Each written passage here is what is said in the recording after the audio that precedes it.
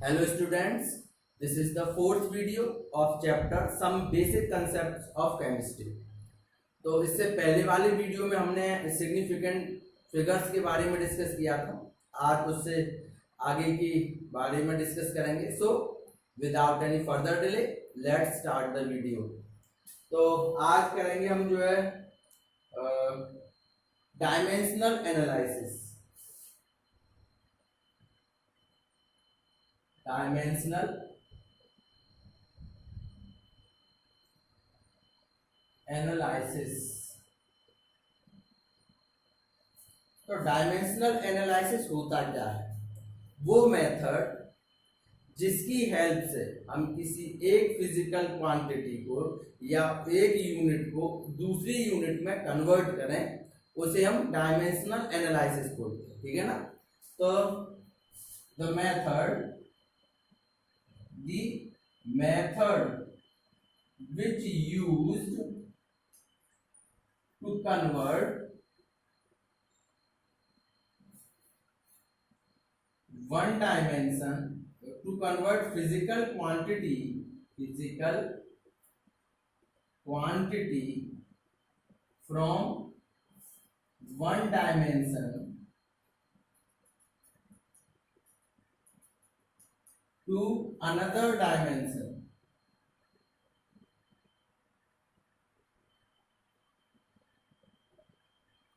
is called dimensional analysis। Dimensional analysis जैसे for example convert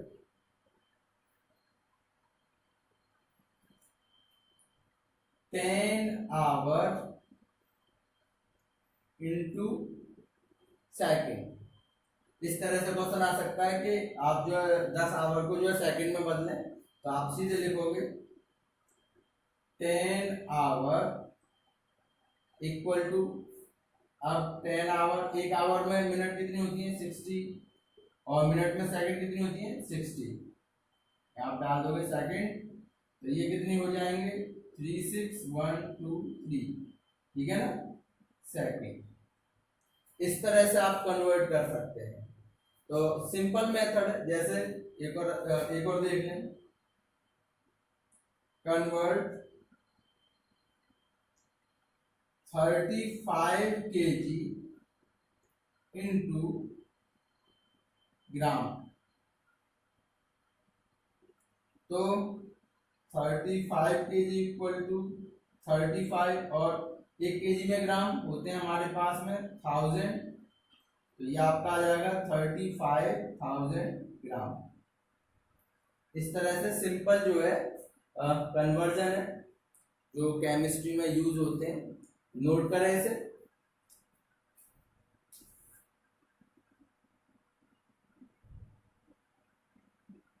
उसके बाद में नेक्स्ट टॉपिक आता है आपका law of chemical combination.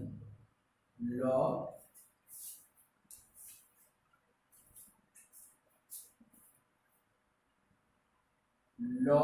Of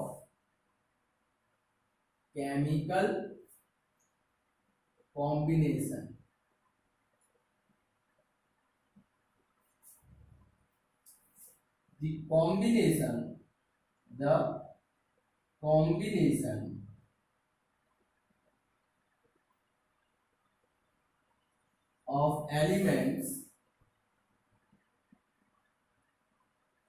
the combination of elements, to form compounds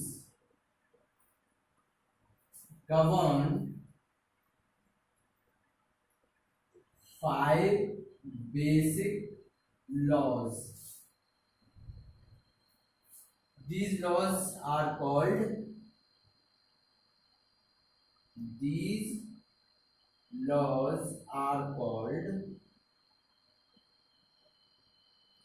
law of chemical combination। law of chemical combination. तो इसमें जो फर्स्ट लॉ है वो आपका है conservation of mass, conservation of mass. Second है law of definite proportion,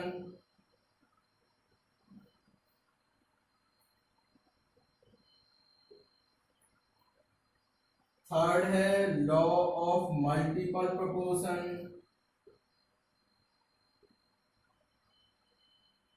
law of multiple proportion. Fourth है Gay Lussac law,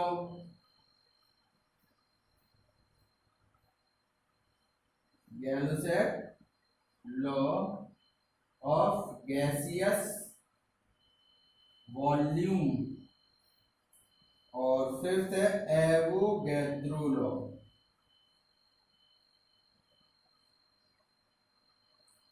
तो लॉ ऑफ कॉम्बिनेशन है क्या, यानी कि वो कॉम्बिनेशन जिसमें एलिमेंट्स कंबाइन होकर कंपाउंड बनाए, वो 5 बेसिक लॉ हैं और उन सभी को मिलाकर ही हम लॉ ऑफ केमिकल कॉम्बिनेशन बोलते हैं।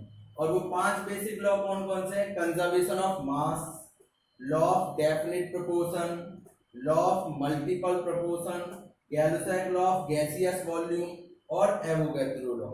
तो ये 5 कंबाइंड लॉ ही लॉ ऑफ केमिकल कॉम्बिनेशन बोले जाते हैं। ठीक है ना, इसे नोट करें, इसके बाद में हम इन 5 लॉज के बारे में डिस्कस करेंगे। ठीक है, लॉ है लॉ ऑफ कंजर्वेशन ऑफ मास। आपने 9th में भी ये पढ़ रखा है। लॉ ऑफ कंजर्वेशन ऑफ मास होता क्या है? इन एनी फिजिकल और chemical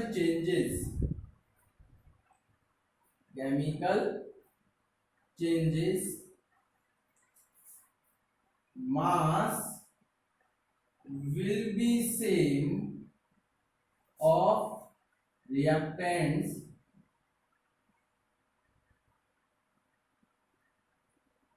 and products, or in other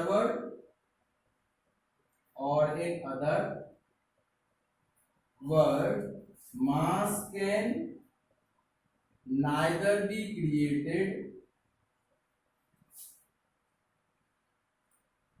nor be destroyed in any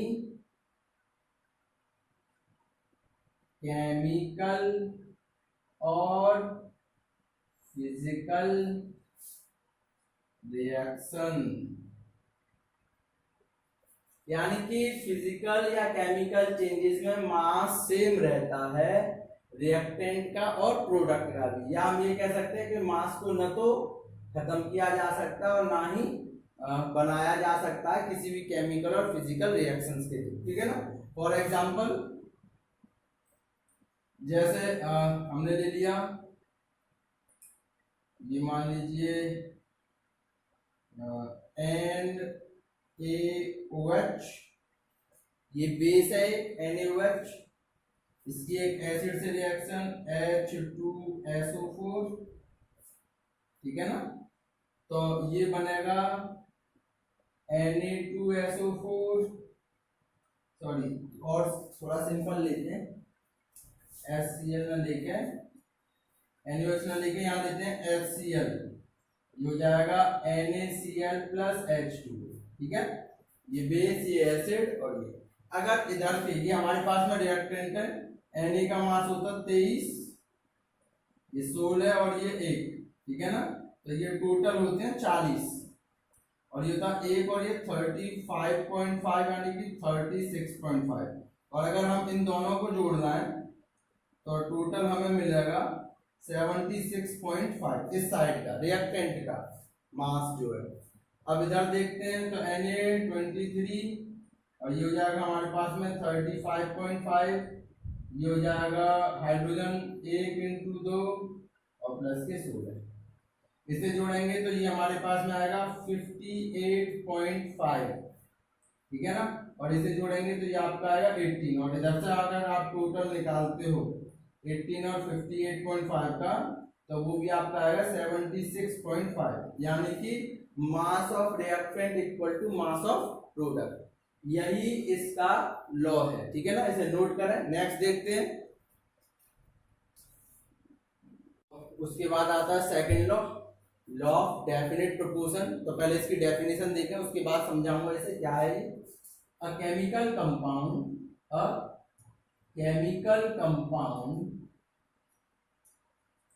is always found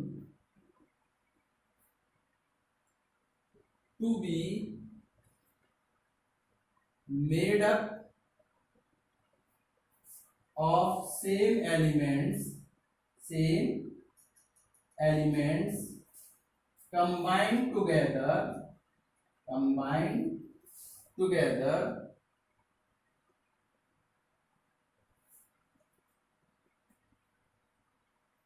in the same fixed proportion by mass। For example, इसे भी बताते हैं। तो कोई भी केमिकल कंपाउंड जो भी दे रखा है, वो ऑलवेज जो भी उसके एलिमेंट हैं वो हमेशा सेम प्रोपोर्शन बाय मास में पाए जाते हैं।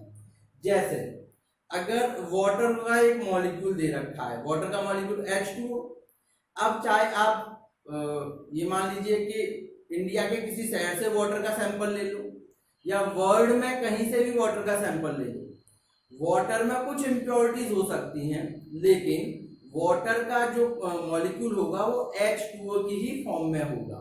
इसे बोलते हैं फिक्स्ड प्रोपोर्शन बाय मास, कि वाटर का जो मॉलिक्यूल है उसमें 2 हाइड्रोजन और 1 ऑक्सीजन का मॉलिक्यूल, और फिक्स्ड प्रोपोर्शन बाय मास, मास के अकॉर्डिंग हाइड्रोजन का होता है 2, ऑक्सीजन का होता है 16, तो 2:16 या 1:8 की फॉर्म में ही आपको वाटर मॉलिक्यूल पूरी दुनिया में इसी फॉर्म में मिलेगा, ठीक है ना, इसी कंपोजिशन में मिलेगा। तो फॉर एग्जांपल वाटर मॉलिक्यूल डाल दीजिए आप, फॉर एग्जांपल H2O। तो H2O में आप देखोगे 2 हाइड्रोजन 1 ऑक्सीजन, या 1:8, ये आपका fixed proportion by mass, fixed proportion by mass.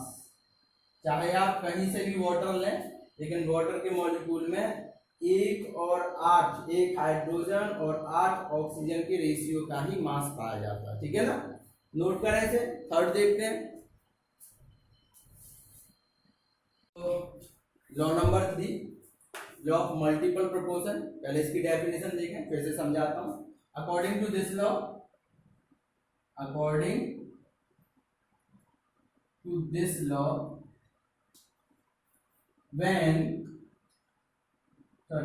this law, if 2 elements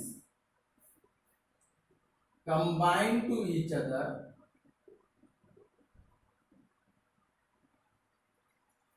and form more than one type of compound,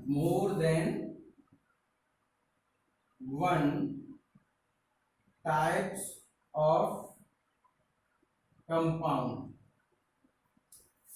then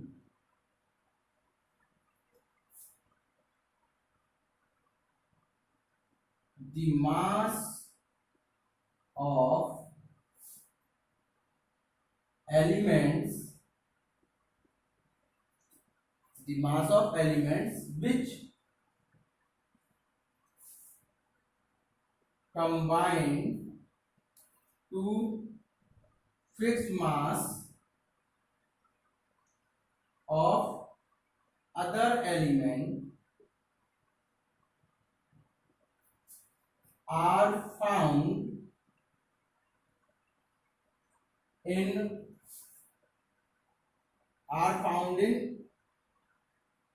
small whole number ratio,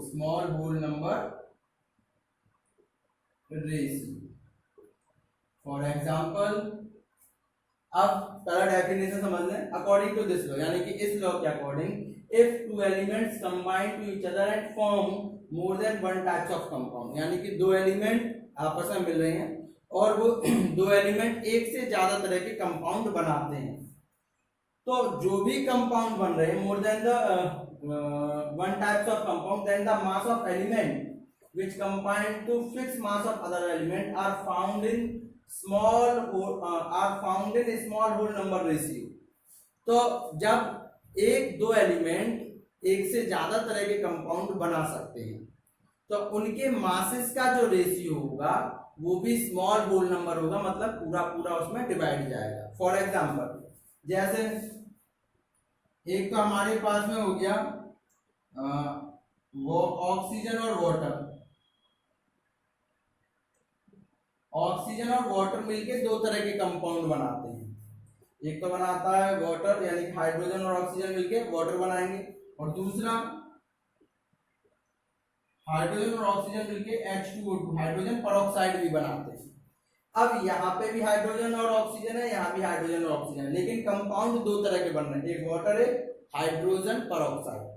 अब अगर इनके मासेस देखें तो यहाँ हो जाएगा इसका मास 2, इसका मास 16, इसका मास 2, इसका मास 32। तो इन दोनों का रेशियो आप देखोगे 1:1, और उन दोनों का आप रेशियो देखोगे तो वो मिलेगा आपका 1:2। यानी कि जो भी दो एलिमेंट आपस में कंबाइन होकर एक से ज्यादा तरह के कंपाउंड बनाते हैं तो उनका मास रेशियो भी पूरा पूरा मतलब फिक्स होता है, होल नंबर में होगा, उसका कोई भी यानी कि डिवाइड में नहीं होगा। आप इसका रेशियो निकालें, इसका रेशियो निकालें, एलिमेंट्स का, कंपाउंड्स का नहीं, एलिमेंट्स का रेशियो जो होगा वो फिक्स रेशियो होगा, ठीक है ना, होल नंबर की फॉर्म में। ठीक है, नोट करो इसे। Law number 4, Gay Lussac law of gaseous volume. ये भी फिक्स प्रोपोर्शन बाय मास जैसे ही है, लेकिन यहाँ पर केवल वहां सभी थे, यहाँ केवल गैसेस आती हैं। तो पहले डेफिनेशन देखें। According to this law, according to this law, when two gases are combined to each other, are combined to each other in any chemical reaction,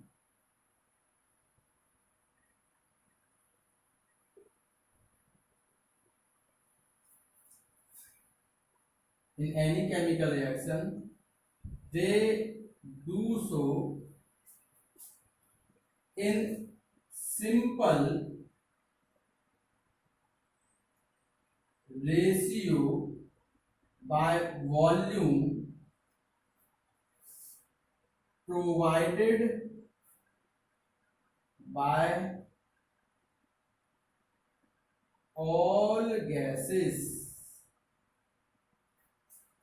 तो इस लॉ के अकॉर्डिंग जब दो गैसेस आपस में रिएक्ट करती हैं इन एनी किसी भी केमिकल रिएक्शन में, दे डू सो, तो वो ऐसा मतलब करती हैं तो उनका वॉल्यूम का जो रेशियो होगा वो सिंपल यानी कि होल नंबर में होगा, कभी भी उनका वॉल्यूम बटे में नहीं होगा या पॉइंटों में नहीं होगा ना। तो in a simple ratio by volume provided by all gases. For example अभी समझाते हैं, जैसे हमने लिया H2Cl2 और बना हमारे पास में 2HCl। तो अगर ये तीनों ही गैस की फॉर्म में है, इसका वॉल्यूम 1 वॉल्यूम, इसका वॉल्यूम 1 वॉल्यूम और इसका वॉल्यूम 2 वॉल्यूम, तो उनके जो रेशियो होंगे इन्हें नहीं काउंट होते, जो आगे नंबर होते हैं ना उसे वॉल्यूम में काउंट करते हैं। तो जो भी रेशियो दे रखे होंगे वो फिक्स रेशियो मतलब फिक्स ना होके होल नंबर में रेशियो होंगे, ठीक है ना। ऐसा नहीं हो सकता कि यहाँ 0.5 हो जाए या 1.5 हो जाए, ऐसा नहीं होता है, आपको होल नंबर में ही रेशियो मिलेंगे। तो मैंने बोला कि जैसा आपका जो है फिक्स प्रोपोर्शन बाय मास था, सेम वैसे ही है, वहां पर कंपाउंड बनते हैं, सॉलिड हो सकते हैं, लिक्विड हो सकते हैं, गैस हो सकते हैं, लेकिन यहाँ पर गैसेस की फॉर्म में, और इन वहां पे मास था, यहाँ पे क्या है वॉल्यूम है। ठीक है ना, नोट करें इसे। फिफ्थ लॉ है एवोगैड्रो लॉ। एवोगैड्रो लॉ क्या है? According to this law, according to this law, equal volume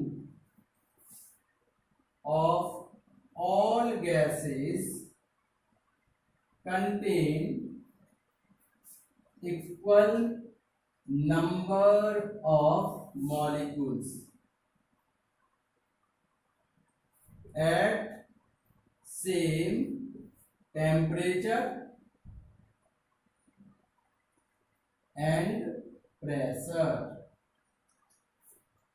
तो यानी कि इस लॉ के according equal volume of all gases, यानी कि जितनी भी गैसेज हैं अगर उनके वॉल्यूम इक्वल हैं, contain equal number of molecules at same temperature and pressure, तो उन पर उनके अंदर जो नंबर ऑफ मॉलिक्यूल्स हैं वो भी इक्वल होंगे। कंडीशन ये है कि उनके टेम्परेचर और प्रेशर सेम हो। जैसे अगर हम बात करें कि भाई हमें दे रखा है कि 1 लीटर तो दे दी हमें, मान लीजिए कि H2S गैस, और हमें दे दिया 1 लीटर अमोनिया गैस। टेम्परेचर दोनों का सेम है, एट सेम टेम्परेचर, तो दोनों पर ही क्या होंगे? इक्वल नंबर ऑफ मॉलिक्यूल्स, यानी कि जितने मॉलिक्यूल्स H2S में होंगे उतने ही मॉलिक्यूल्स अमोनिया में होंगे, उससे ना ज्यादा होंगे ना उससे कम होंगे। कंडीशन केवल है इतना है कि टेम्परेचर और प्रेशर सेम रहना चाहिए। ठीक है ना, तो ये आपके 5 लॉ थे जो आज हमने कराए। इसे लिखें अपनी नोटबुक में और रिवाइज करें, इंपॉर्टेंट लॉ है। आज के लिए इतना ही, नेक्स्ट वीडियो में इससे आगे के बारे में डिस्कस करेंगे। तो तब तक के लिए गुड बाय।